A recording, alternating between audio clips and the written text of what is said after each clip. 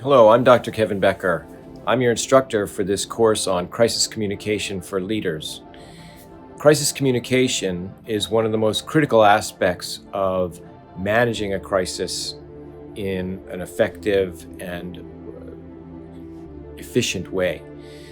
Communicating with your constituents and your stakeholders, there's really nothing more important as a way to help people understand what's going on, understand what you need them to do, and understand their role in resolving whatever the crisis situation is. Crisis communication has a different goal. It really seeks to help minimize the impact of something bad that's happening in your community. So the training today will really look at three different areas. How to establish trust with your audience, your stakeholders, what leadership really looks like during a crisis, and how to actually communicate, some skills on how to develop good communication skills during a crisis. There are really three things that people seek in a crisis. People look for safety, predictability, and control.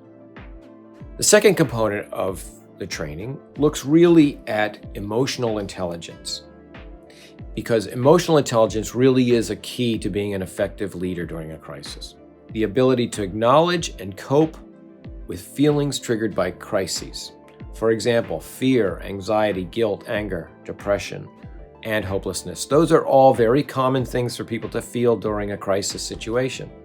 We also know that leaders who have limited skills in emotional intelligence and really don't demonstrate good emotional intelligence actually increase their vulnerability for their organization or their community during a crisis.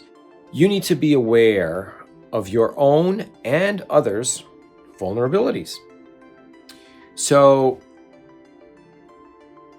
just because you're a leader doesn't mean that you're immune to feeling fear or anger or hopelessness or any of the feelings that anyone else feels.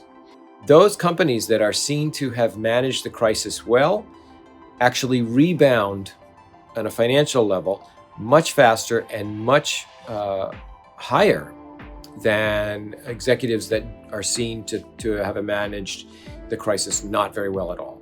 So you as a leader, think about how you present your material in a way that might actually help someone feel calmer. But understand that positive and negative get magnified, and the positives that happen far outweigh the negatives for people.